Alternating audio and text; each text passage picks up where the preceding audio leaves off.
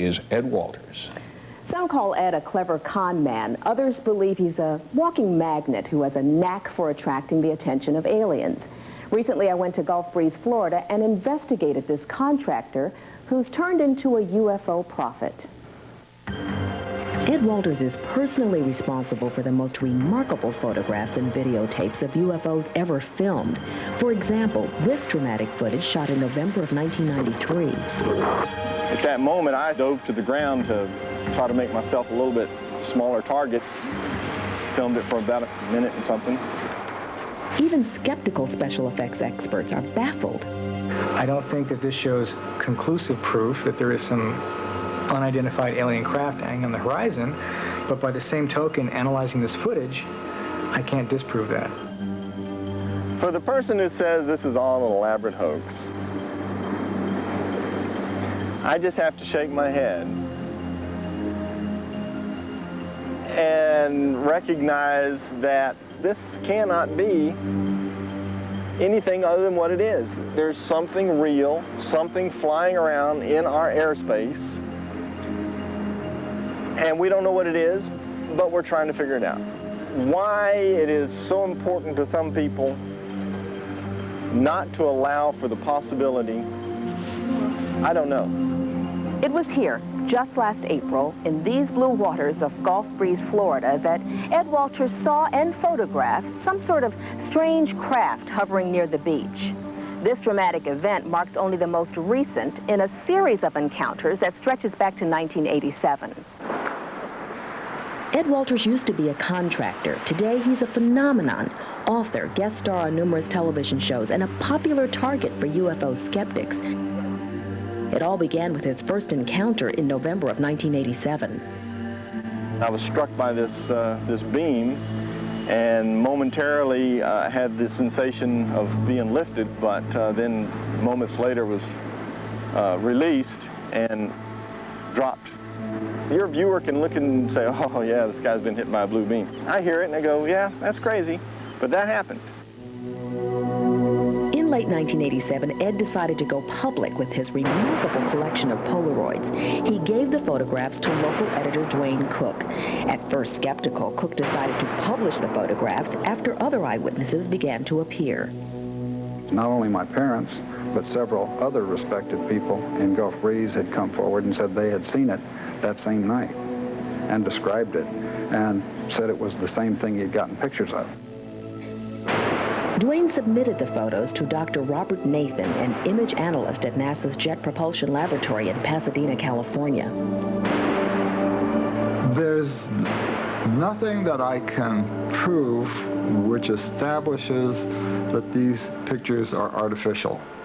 The thing that makes me nervous about this is not so much the individual pictures, but that there are so many of them that whenever somebody needed a photograph, he would say, wait, come back out, and in a half an hour or so, when he's by himself, he'd have a new set of pictures. In the summer of 1990, Ed's credibility was called into question.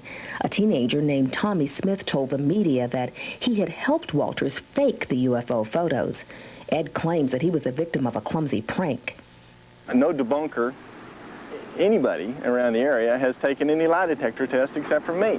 And I've taken 4 of them with 3 independent examiners. Passed all 4 of them. Nevertheless, Dr. Nathan of the Therefore, he's to object.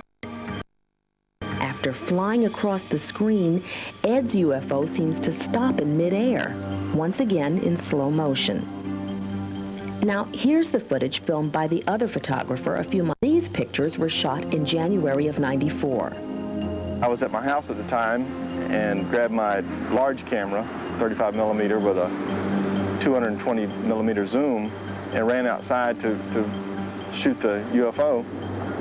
When I heard these jets, the jet was coming right across at the UFO.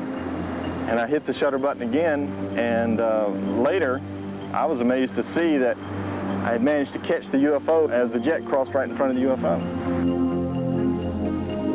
If If authentic, this may be the first photograph of a U.S. military jet in close proximity to a UFO. But when asked, the military denied that they had any aircraft in the area. In the hope of getting a new critical look at Walter's UFO evidence, Encounters asked visual effects designer Tim McHugh to examine Ed's videotapes.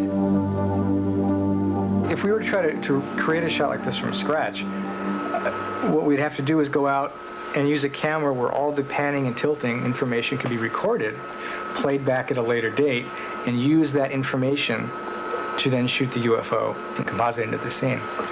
Again, this is a fairly sophisticated piece of equipment costing tens of thousands of dollars, not the kind of thing, that any amateur would have. Are these pictures too good to be true? Everyone, skeptic and true believer, feel that Ed Walters is the key. If Ed is a phenomenon that the aliens are interested in, then Ed should be wired, he should be photographed, he should be watched every moment, because he must be very important to these beings. And that's all really I've ever said, is there's something out there. Here are my thoughts of what I think it is. I'm a master at being able to say, I don't know what it is. In no way do I know of any absolute physical, tangible evidence that conclusively shows this phenomena to be something extraterrestrial. It may very well be. I think it is. Now, Sandra, doesn't it seem odd to you that one man sees UFOs on such a regular basis? John, it is strange, yet for years people have tried to catch Ed faking one of his pictures, and they've failed. One of the most compelling arguments in Ed's favor is that he's not alone in his encounters. Many reliable witnesses have reported seeing and photographing the same objects. And Encounters will continue in a moment.